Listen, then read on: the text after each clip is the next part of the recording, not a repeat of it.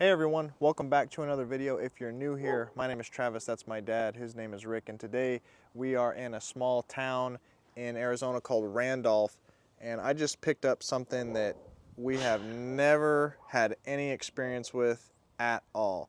This is a 1969 Toyota Corona, not Corolla, Corona. I looked it up and I think the first year for the Corolla was 1966. So this is 3 years after the first Corolla rolled off the line, and this is, I think, the lesser version, the Corona. This is Toyota Corona, the way America sees it. A car that goes from 0 to with room for 5, reclining bucket seats, nylon carpeting, automatic transmission, fully automatic, with performance and economy that has made the Toyota Corona the nation's #3 import. I don't know, something about, I picked it up because it was out of my wheelhouse. It's so weird, I've never seen anything like it, and it was literally dirt cheap. And I don't know, I just thought this was a very interesting car. We're gonna see if we can get it running and maybe see if the transmission works, see if it will drive, I don't know. It's got a 4-banger in it and an automatic transmission, I know that. But I don't know anything about these cars. From what I do know, I think there's somewhat of a following somewhere for these, a cult following, but I don't know anything about it. It's got a 4-cylinder. Everything is like teeny tiny. I'm used to big American, just behemoth cars. So like to see, like that's the size of a heater core to me, but that's a radiator. Got an air cleaner. We got no power brakes, but this thing is just so weird and complete. Like, the original tag, paint combination number. Oh, there's the data tag over there. Toyota. Pretty interesting. Oh, piston displacement, 115 cubic inches. This is in 1969 when we were making things about 3 times that size. We had, 318s, we had big blocks, we had 350s, we had 409s. So there you go. Our cars weighed 2.5 times more than this car. Yeah. It was bought brand new in Tucson. Oh, is there a tag on the back? Precision Toyota. That place still exists. It's Yeah. on the auto mall by the Tucson Mall. Yeah, so I guess it's an Arizona car. Precision Tucson, yeah. I've actually passed that place. That place is still in business. The last time it was registered was 92, so I don't know what the math is on that. 02, 12, 22, 33 years. So it hasn't ran in over 30 years, and just look at how much dust is on the engine. Look at the emblem. Like, it's hard for me to picture, like, what a Toyota is now. Like, everything is plastic and whatever. Thinking that they actually had, like, chrome emblems and stuff like 60s cars had in America. They actually had, like, aluminum trim and chrome bumpers and badges and chrome door handles, and stuff like this. Like, it's hard for me to imagine a Toyota, making cars like this. So, I don't know, it's just fascinating kind of car. I don't know, it just interested me, but it's pretty trashed. These are bags of concrete, actually. I recognize those bags because I bought the same ones at Home Depot. It's just really dirty. I don't know if it's rotted out or not. I don't know anything about the underneath. It's got air conditioning. I don't know how many speeds these are. 2, 3, 4, I've got no idea. We got the Corona badge right here. We got our door handle. We got our window roller. Little bit. Oh, look, little vent, the little cute vent in the thing. This thing is so interesting. Everything is teeny tiny. Like, look at the, the stainless trim around the windows. That's very reminiscent of what, cars in America had. So it's just fascinating that this came out of Japan. We have the horn ring button, very prominent of the era. We got an oil light, charge light, beam, probably high beam, park, PKB. What would that be? Parking bulb? Park? I don't know. Park brake. Oh, parking brake. There we go. We do have a temp gauge right here, and we got probably fuel. Yeah, fuel. We got 60,000 miles on the odometer. Got our trip right here. We got park, reverse, neutral, drive, and low. We don't have a key. That sucks. Hey, open that glove box. See if there's a key in there. Any keys in there? Was that the manual? No, Just that's Louis L'Amour. I didn't see nothing. No? Gosh. Nothing too interesting in the trunk. It looks like it does have floors. They're not rotted out. Oh, look, they used the gas tank as the floor. Like a Mustang. Yeah. Ford did that trick to save on the cost of actual metal flooring. They used the gas tank as the floor. Pretty ingenious, actually. I don't know what this is. Some kind of cable. I thought I may see some kind of emblem there. It's very dusty. Yeah. Where it lives in the Dust Bowl, it's a lot of dust. Stand next to that thing. Dad's 6'2". It's a peach. All the glass is good. Pretty straight. Yeah, at least it's got glass in it. You That's know? one positive thing. Half the time we find stuff, the windows are all broken out. Imagine trying to find a windshield for this thing. Yeah, no. At any rate, we got to get this thing loaded. It's getting dark, so I'll back the trailer up. We'll suck it up on the trailer and Be gone. get this thing home, yeah.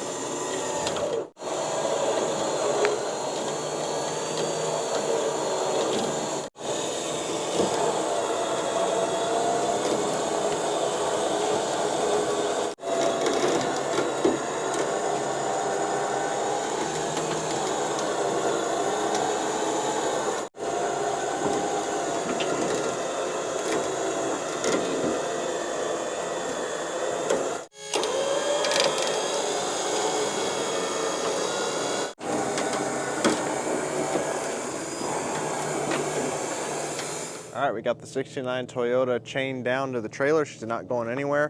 We can go ahead and head back to Tucson.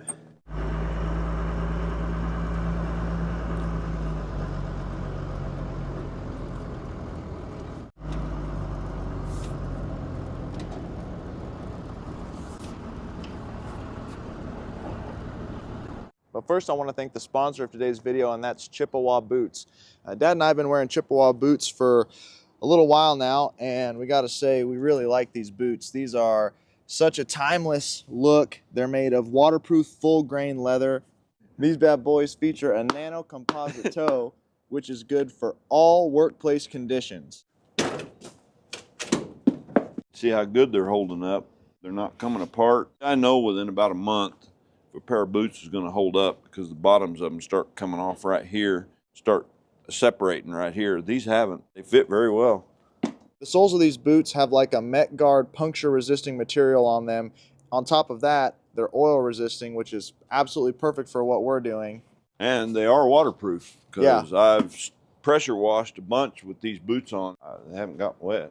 Chippewa's boots meet all ASTM footwear standards. So you can wear the Chippewa boots with confidence in any line of blue collar work you may find yourself in.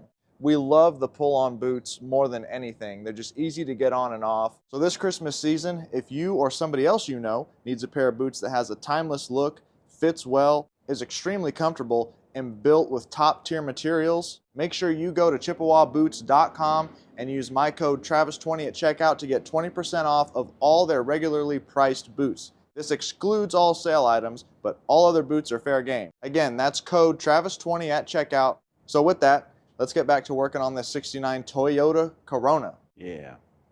All right, the 69 Toyota is back at the property, and before I push it in to the shop and start working on it, I think I'm going to pressure wash the engine bay out and clean the interior out because it's so filthy that I don't even want to start working on it like this. You'll get dirt in somewhere you don't want it. Here's the belt. It's got a fan clutch. Probably took the belt off because the water pump's locked up and they tried to crank it and water pump's toast.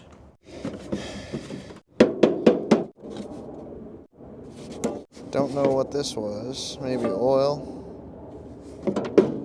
Plus it's inside is full of dirt on the bottom and got a Bud Light can.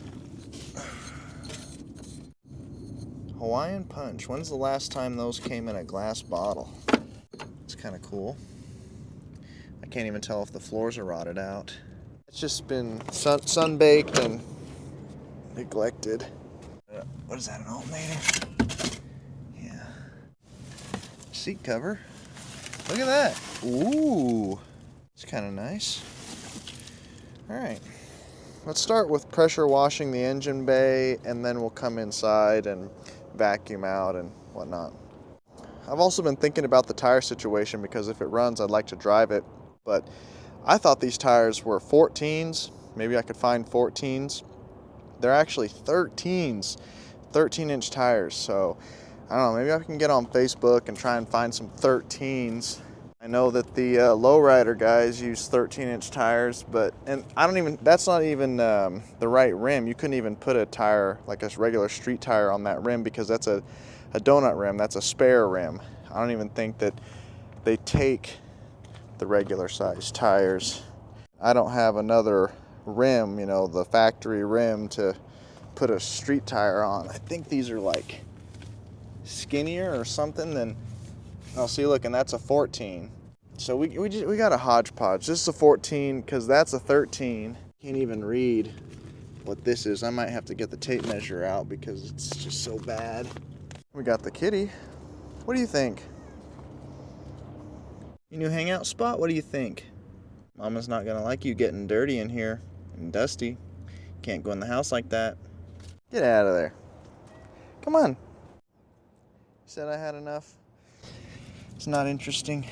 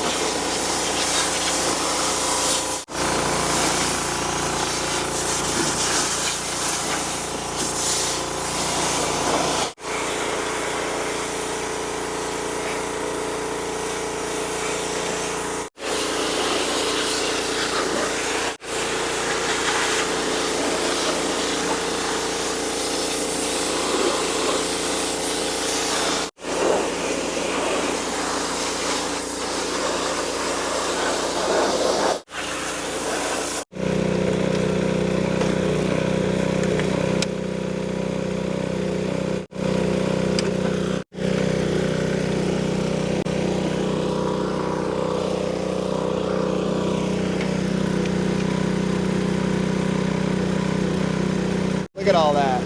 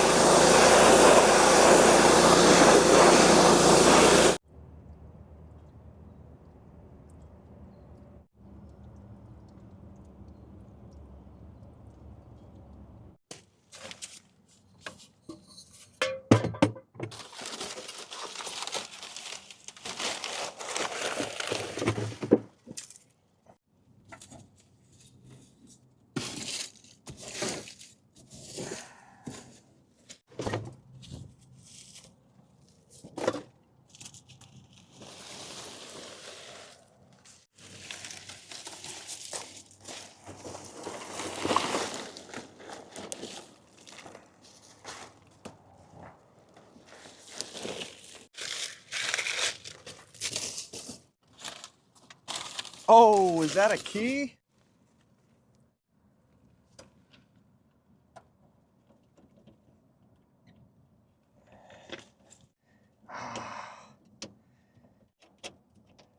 Well, let's see. I don't think it's the right key. It looks more like a house key than a car key. Ah, man.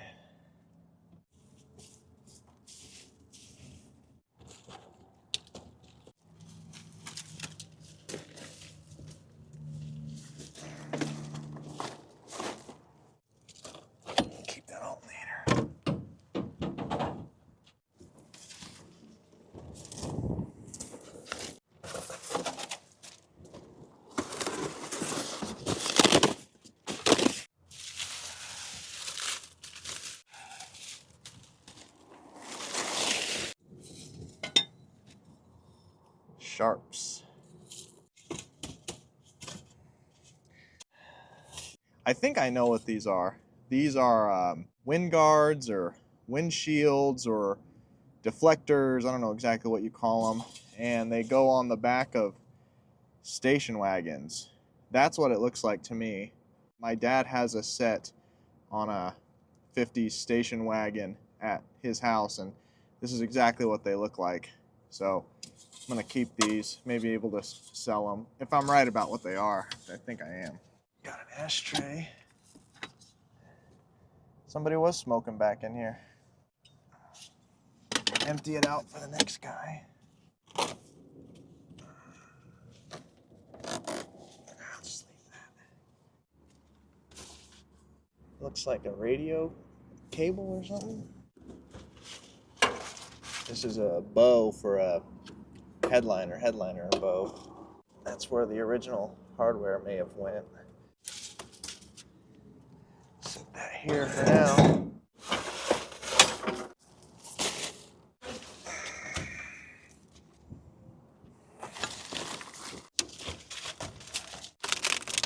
Blow up Christmas ornament. Razor blade. King Kong toy. Wires hanging down maybe for a rear speaker. Pliers. Gas neck with no cap. That's always what you want to see.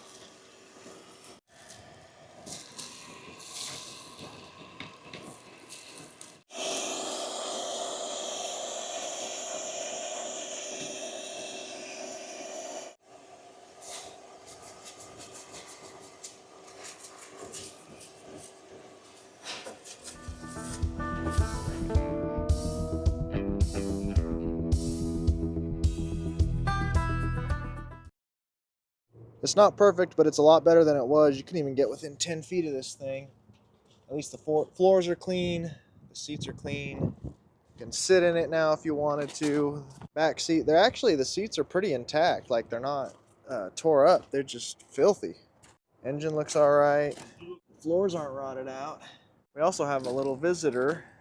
Little Novalie came out to visit. She wanted to see what I was doing. Are you waving? What do you think about that? Dad said this is a Novalie sized car. It's a little clown car. So I got the car in the shop, got it jacked up, got the tires off because this car needs to roll at least. And this donut rim being 14 inches, and I was doing some reading online, and you're not supposed to put regular size tire on those because they're skinnier. They're not made for a regular tire. They're made for like a spare tire that's smaller than regular. So typically, when you buy tires, they come as a set of 4, and that was really throwing me off. I need 4 13s, not 3 13s and 1 14. So my dad called a buddy of his in town, and he had a 4-on-4.5 13-inch rim. Apparently the early 6-cylinder Mustangs had that bolt pattern, and it fits on there. It looks a little different than these, but that's all I care about is that it fits. And that little Volkswagen Rabbit diesel my dad drives that you guys see in the back needs new tires. So he bought new tires for it. We're going to take the tires off of his Volkswagen, put them on these, so we can have good rollers for this car. But also, it's time to set a battery in this and see if it'll crank over, maybe pull the plugs out, see if it has compression. Got a fresh battery here.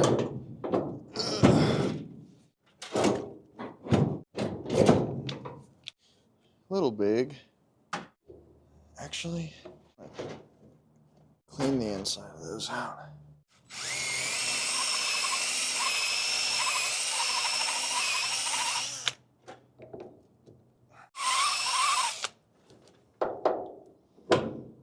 this jumper lead here, touch to the solenoid, see if we get any crank action. Oh, not like that. Hold on.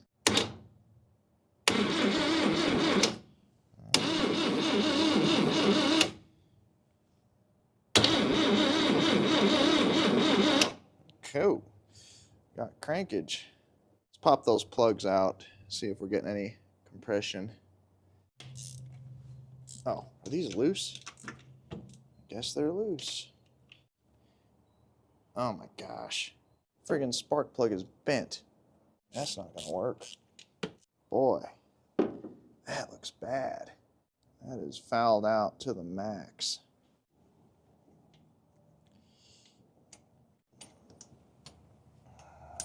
That look terrible.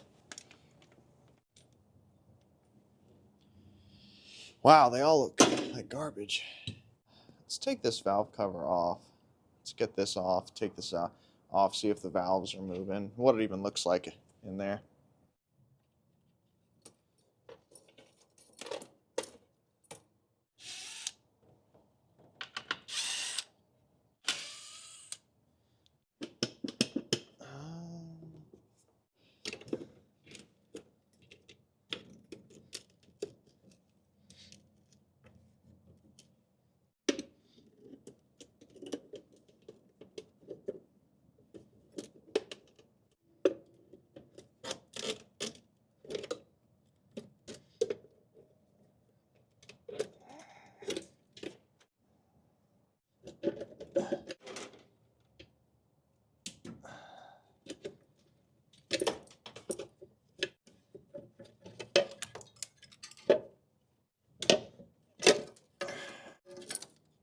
Valve cover gasket is hard as an absolute brick.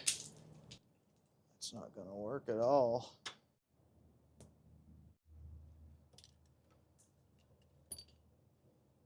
You can see water's been getting in there. I thought that may have been oil, but it's definitely water.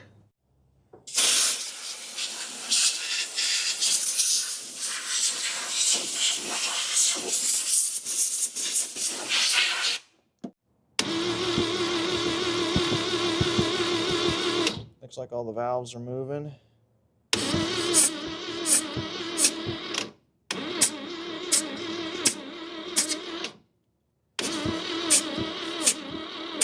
This one's weaker than this one.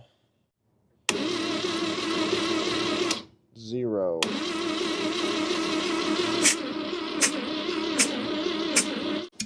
Yeah, compression seems kind of weak. This one's got the best. This one is sitting at 0s.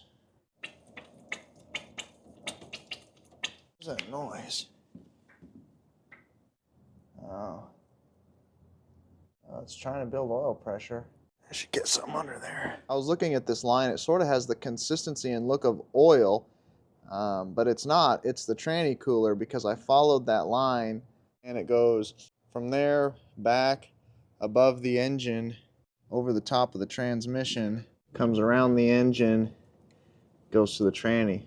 And then this is the other tranny cooler line. So this one goes to the passenger side front right up here. Then this one goes to the driver's side. So it's leaking tranny fluid. I don't know, I guess it's building pressure or something already. It's moving the fluid around. So, but either way, we're gonna have to put a new hose there. We can't even start it like that. I mean, I just cranked it a few times and it's spitting.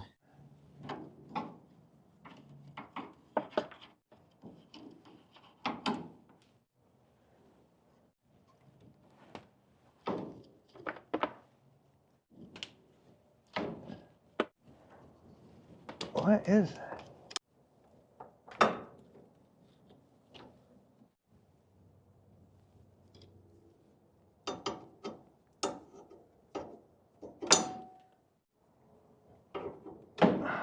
I have no idea what kind of hose clamp that is.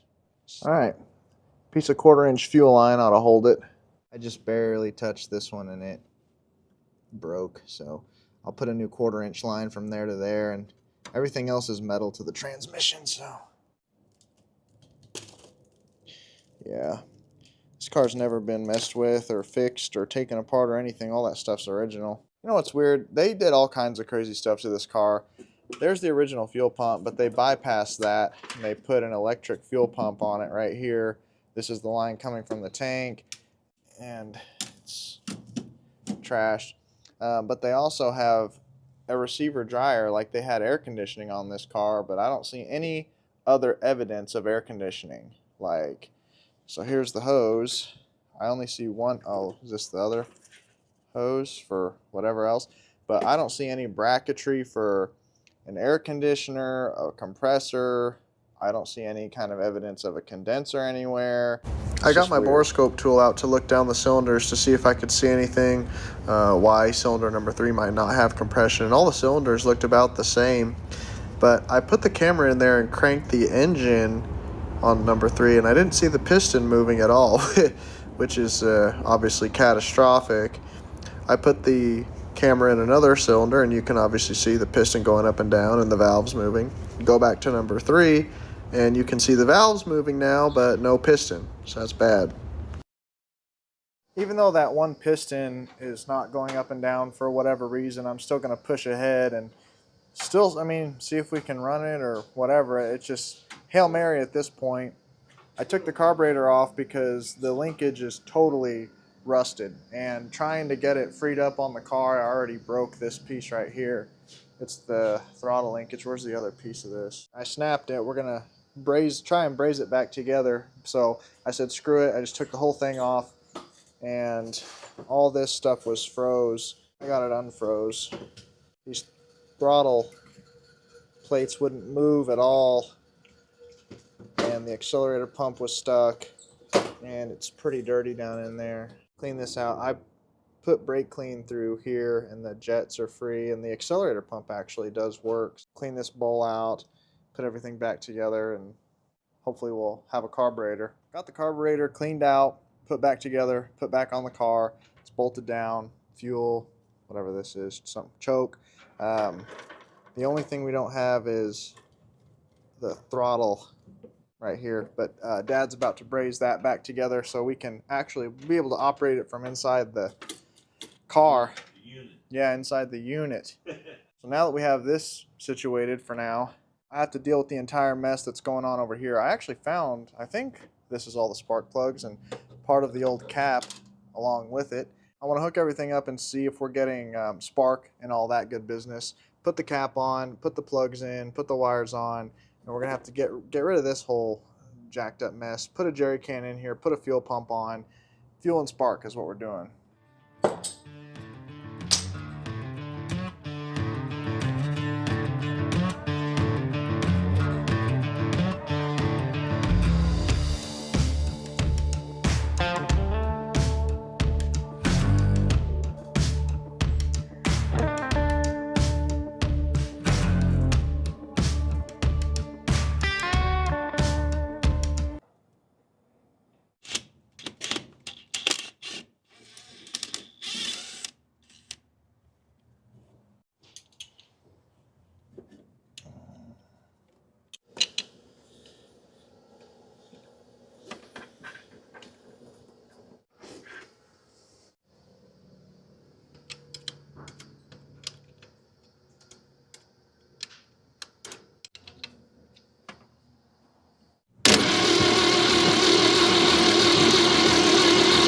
Got spark. Now that we know that we have spark, we can put the cap on.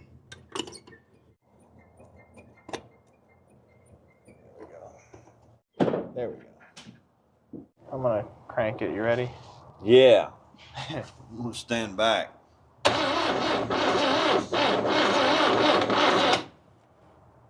Thing doesn't sound real good on the crank. I wonder why.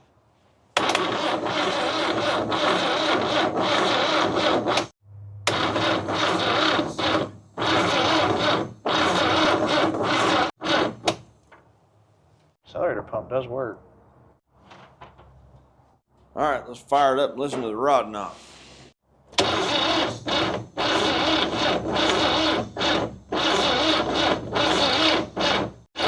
Boy, that sounds rough. It may not even go. Also, this wire is pretty thin. Is it sparking?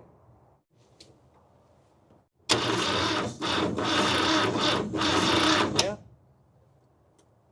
Might have to hook the old charger up to it so you can really wail on Yeah. it. We ain't got nothing to lose. This negative wire hooked to anything? No. I think it's hooked to that test light.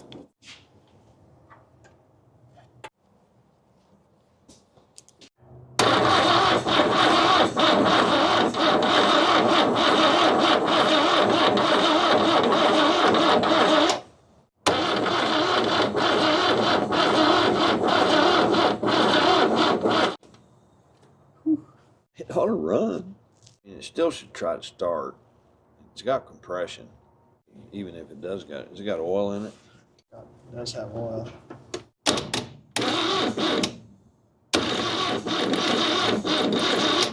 It's got spark.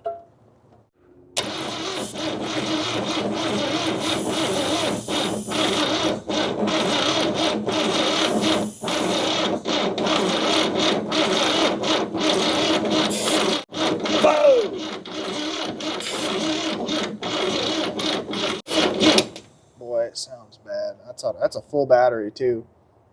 It should be cranking over like zzz.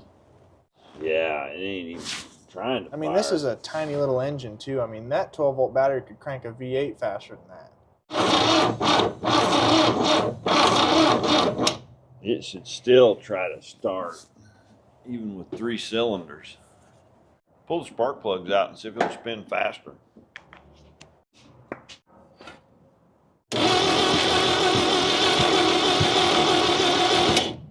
Okay. You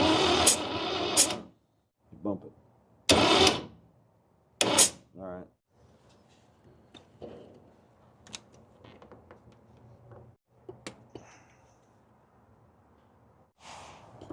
Now we need to undo the distributor and move it around. Yeah, you'd think you'd be trying to do something. It's got compression. It should run on 3. Pour more gas down to it. Just make sure it is sparking. Yeah. Sparking. Mm-hmm.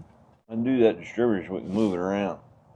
Even though it still should try to go. It cranks like it's popping, like it's trying to move the opposite way. Like, you know how it turns real hard, like it's popping too soon.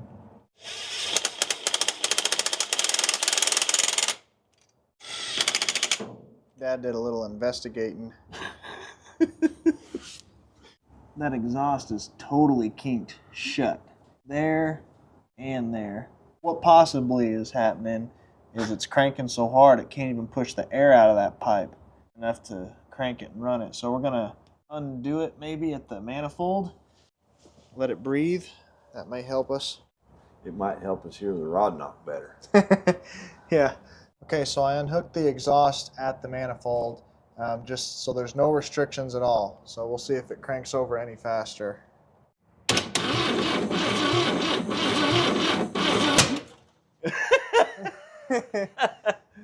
Wow, what was that?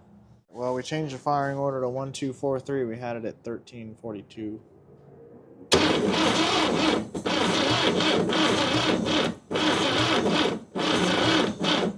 Let's try 1324. Okay.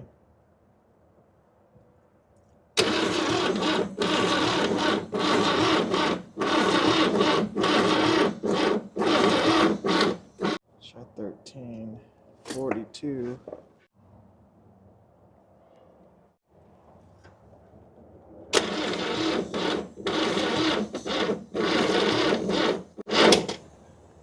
Golly.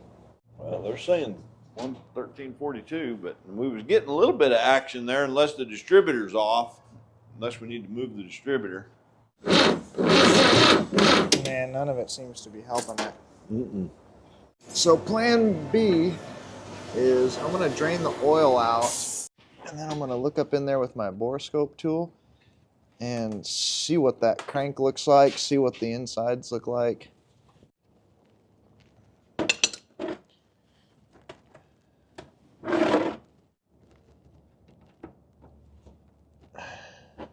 Once that drains out, we'll get my little camera. We'll look up in there, see what that crank looks like, see what we can even see in there. It's not gonna be good, I'll tell you that. Whatever. Got the borescope tool out again, put it through the oil pan drain plug hole, and there is just complete carnage in the bottom of the oil pan. I don't even know what half of that stuff is. Off to the left, I think I may be able to see a rod cap. Not 100% sure, but it is just totally trashed. There's a lot of metal down there. I kind of expected to see that, but I just wanted to confirm it and see it for myself. I just wanted to see it. But this engine is entirely toast.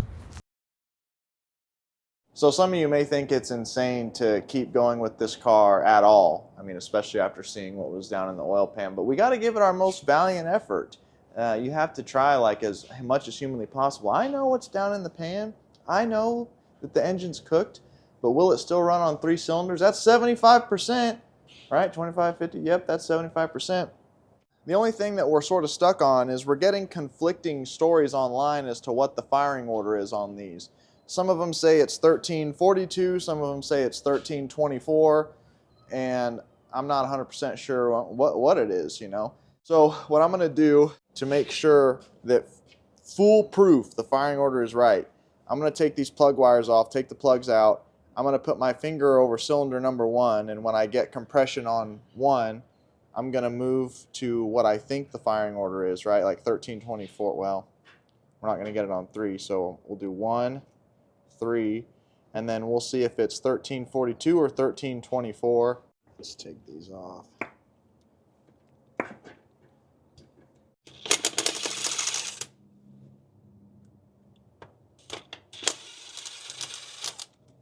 Looks like there's carnage inside that oil pan.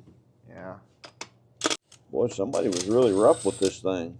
And it. How do you even blow up a 4-cylinder? Hook that battery back up. All right, you ready?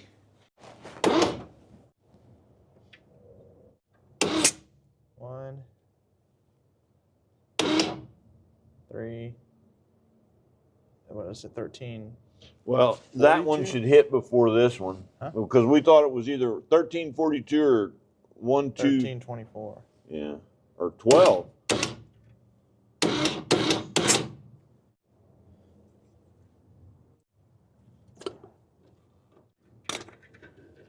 This was 1 over here. Running around on number 1 again, and I'll put my finger over it and we'll see which one hits first. That's 1. Was that it? Yeah. Hit it again. Hold on.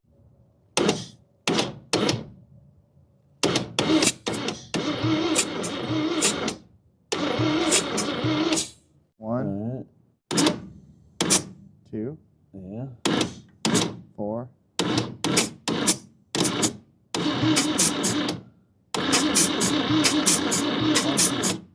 It's like 1, 2, 4, 3. Yeah. 1, 2, 4, 3. Yeah, I mean. All right, let's try it with this Hold new on. firing order. Golly.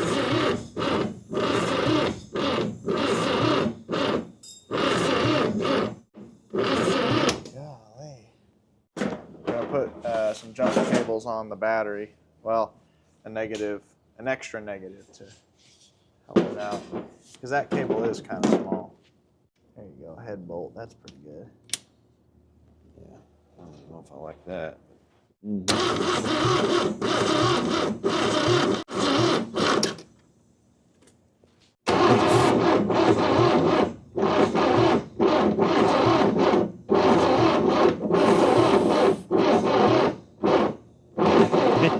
You don't like that.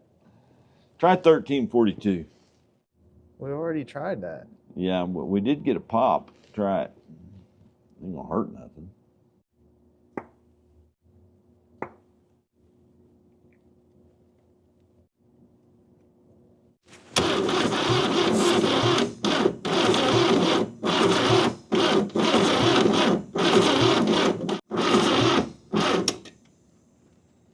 I think it's futile.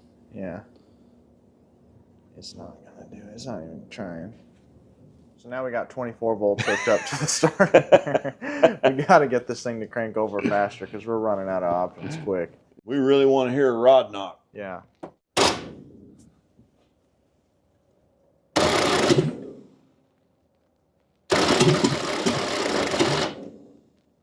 Sounds a little better than it did before. All right.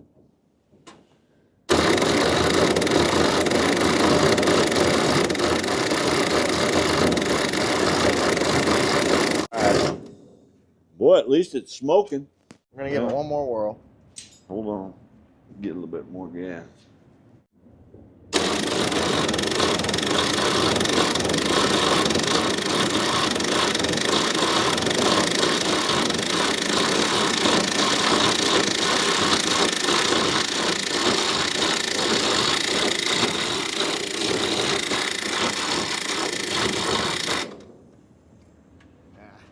She's done.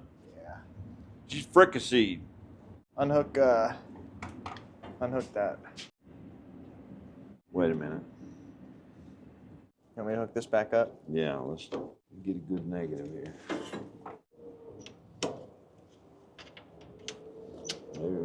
Our negative is really, really hot.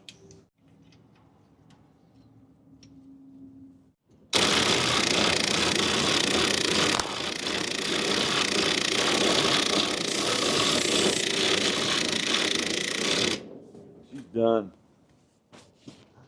It's one of the only cars we've ever bought that we can push by hand out here. Nobody can say that we did not give this 69 Toyota Corona our most valiant effort. We pulled out all the stops. We did everything we possibly could, but sometimes you just take an L. Sometimes they just don't work out. It is what it is. So this car is for sale. This Georgia Peach could be yours for $600. Yeah, she's a beauty. No title, as is where is. Bring a trailer at Tucson, Arizona. Car's complete, like you saw. Pretty rust-free. I didn't really see any rust holes. Yeah, there's a couple. Oh, Right. down by the door there. Yeah. Yeah. If you're into these cars and you're anywhere, well, else in the country besides here and they rot out, get yourself a clean example. And I'm sure somebody has an engine laying around. Anyone who's into these, you could probably get an engine for nothing. If you're into these, you probably already have an engine. You could put an engine in it and it'd probably be good to go. Yeah. It's not really in bad shape other than the engine, which is kind of the most important part. But anyway, I mean, where are you glass going is to find good. one with factory add-on air conditioning? Yeah. It's That kinda ain't going cool. to happen. I have no idea what the values of these cars are. Like maybe that factory add-on unit is worth something to somebody. I don't know. I know there's another guy in Tucson that has one of these for sale right now. That's, I mean, it's kind of, it's clean. He's fishing around for 4. It's in a little bit better shape than this, but still, it's like in original, unrestored, dumpy shape. And we're fishing for 600. Yeah. Anyway, $600 for that. I'll give you some updates on some previous video cars. The Oldsmobile Big Block 455 that also was, well, no, it was successful because I did actually drive it. It runs on 7 cylinders. It needs lifters and it needs a rocker arm pedestal. I think I have this up for sale for $1,800. I have a title for this one, clean title. Big Block 455. What was it, a 400? Yeah, 400 turbo. Had a 400 turbo in it. Another clean, rust-free, absolutely rust-free car. This car is clean as a pin underneath. True blue Arizona car. The engine is fixable if you want to spend the time to fix it. It also needs the block flushed out because it tries to overheat. This is a sneak peek into an upcoming video. We bought this big old hog of a truck. This has got the 235 in it. And what I didn't know when I bought it was this is a dump bed. It's got a cylinder underneath, it's got a PTO, it's got all that stuff. So we want to see if this runs and drives. And the kicker for that video is seeing if we can make that dump bed work. That'd be really cool. I love these advanced design pickups. I've had them on the channel previously, different ones, and it's not the first time I've had a 47 to 53 on the channel, but you know, they kind of, I always have a soft spot for them because the first truck Dad ever restored was a 53 Chevy. The first vehicle I ever restored, this is always right there in the back, is a 50 GMC, so I'm very familiar with this body style. I like them. Just have the look I like. So there's that. The Dodge, the all original unrestored Dodge, this is a nice truck that a subscriber sold me. I had the carburetor rebuilt. Need to put a 6-volt battery in it and make the lights work. Other than that, There's really nothing much else to do on this one. This is a nice truck. This one's not for sale at this time. Dad just bought this on Marketplace. Bought it because the guy wasn't using it. This is a recent pickup within the last week or so. Bought it for a good deal because the dash is completely gone. You're wanting to sell this one, right? Yeah, I'll sell it. This one's got a title? Oh yeah. It spent whole front end's been rebuilt on it. Oh, the killer dowel pin was fixed, done. New radiator, water pump. It runs, drives, stops, shifts, lights. Oh yeah. All Yeah, that. all that works. Ready to rock. Dash is toast. Yeah, it's, you know, usually the dashes in these are notorious for cracking and breaking, but this one's pretty bad. Like the dash is just literally gone.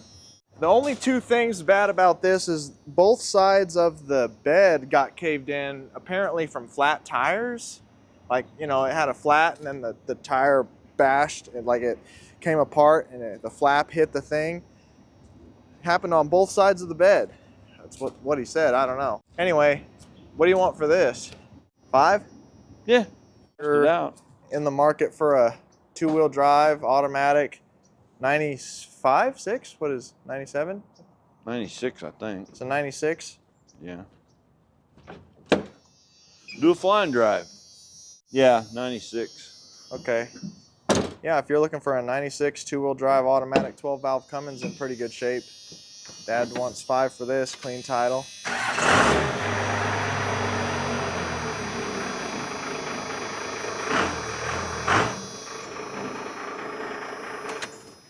Starts up good. I mean, it's a 12-valve. They just run great. Oh, it's got 369 on it? Yeah. 369 mileage. 369, 600. The 46 yellow Chevy 2-ton that Dad and I did a Will It Run on, the Will It Run After 50 Years truck. At the end of that video, I said it was for sale. And sorry I haven't responded to all the emails. I got quite a few inquiries about it, but that truck is sold. So that's why I haven't responded to everyone's emails. Just wanted to let you guys know I'm not ignoring you. Somebody picked it up. And another update on this guy. So this is a truck we did Will It Run and Drive on a few months ago.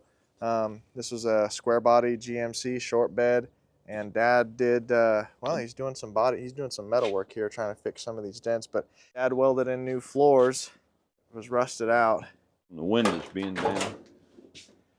All right here, Dad welded in new floors here and on the other side, so the whole bottom is clean, clear, and nice. There was rust here, and there was rust on that side of the floor. Where the wires go and where the sill plate goes was rusted out. So yeah, I just wanted to give you guys an update on this. Dad still has it, and he's just working on it as he has time. So like always, guys, Dad and I always appreciate you watching these videos, watching them all the way through. We hit 200,000 subscribers recently, so we thank you guys for that. Hope you guys are all having a Merry Christmas season. Hope you all had a good Thanksgiving. And we will see you guys very, very soon in the next one.